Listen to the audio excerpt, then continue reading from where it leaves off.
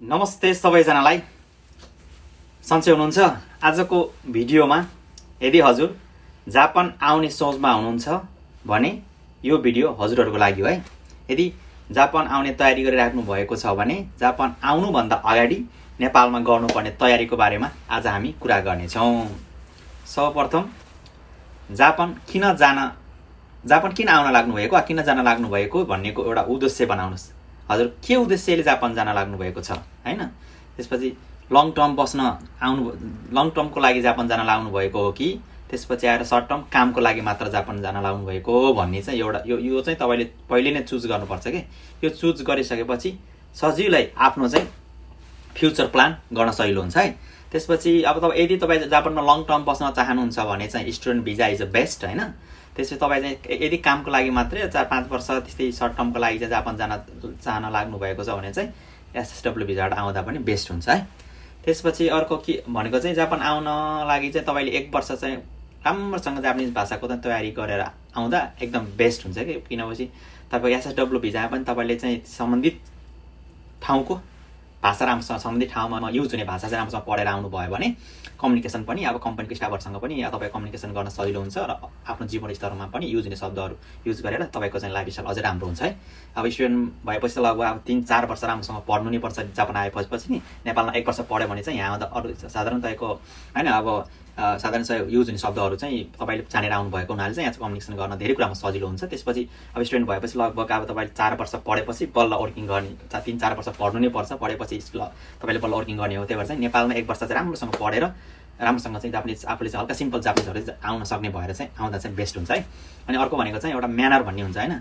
Manner चाहिँ अब होइन आफूमा भएको कमजोरी नै हुन्छ नि त होइन। हामी के हुन्छ भने चाहिँ अब जापान आएपछि फ्याट्टै जे कुरा आफूले भनेको त हुँदैन नि त होइन। अब कमजोरी हुन्छ कुनै चाहिँ अब आफ्नो म्यानर चाहिँ राम्रो बनाउने कि ठुलोलाई आदर गर्ने, सानोलाई सत्कार गर्ने होइन। त्यो चाहिँ आफ्नो चाहिँ गेटिङ भन्ने कुरा चाहिँ सिकेर आउनुहोस् कि नेपालमै सिक्नुहोस् कि। अब जापानमा चाहिँ यो एकदम स्ट्रिक्ट छ कि। अब आफ्नो लिडरलाई कसरी रेस्पेक्ट गर्ने, आफ्नो चाहिँ अब बुकालाई कसरी अब होइन रेस्पेक्ट गर्ने भन्ने कुरा चाहिँ आफ्नो कम्पनीमा कसरी चाहिँ कम्युनिकेसन गर्ने भन्ने कुरा एकदम इम्पोर्टेन्ट हुन्छ होइन। त्यही भएर चाहिँ यो चाहिँ नेपालमै यो म्यानरहरू सिकेर आउनुहोस्। किनभने कसै भाइ बहिनीहरूको म्यानर चाहिँ कुहिएको आलो जस्तै म्यानर हुन्छ होइन। आफ्नै घमण्डी जे कुरा गरेन, आफ्नै ठुलो कुरा गर्ने टाइपको मान्छे त्यस्तो गर्नु हुँदैन कि। जे कुरा नि सुन्न सक्ने र बोल्न सक्ने, सुन्न सक्ने कला नि हुनुपर्छ कि। जे कुरा नि सुन्न सक्ने कला र बोल्न सक्ने कला दुइटै हुनुपर्छ। यहाँ धेरै बोलेर कुरा बिग्रिन्छ, ठिक्कैको हुनुपर्छ होइन। त्यही भएर चाहिँ आफू चाहिँ गुड म्यानरको भएर आउनुहोस् कि।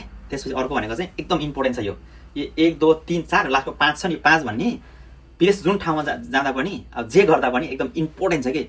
यो धैर्यता भन्ने एउटा शब्द चाहिँ गामान भनिन्छ जापानमा चाहिँ। जापानिज भाषामा यसलाई गामान गर्न सक्ने भन्छ कि। गामान धैर्यता गर्ने क्षमता चाहिँ हुनुपर्छ है।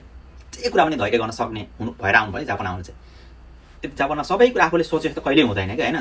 अब यो गर्छु भने सधैँ अब हुँदैन होइन। कतिचोटि इन्टरभ्यूको पास भइँदैन होइन। कतिचोटि के गर्नु खोज्यो भइँदैन होइन। आफूले सोचेको त पैसा कमाइँदैन।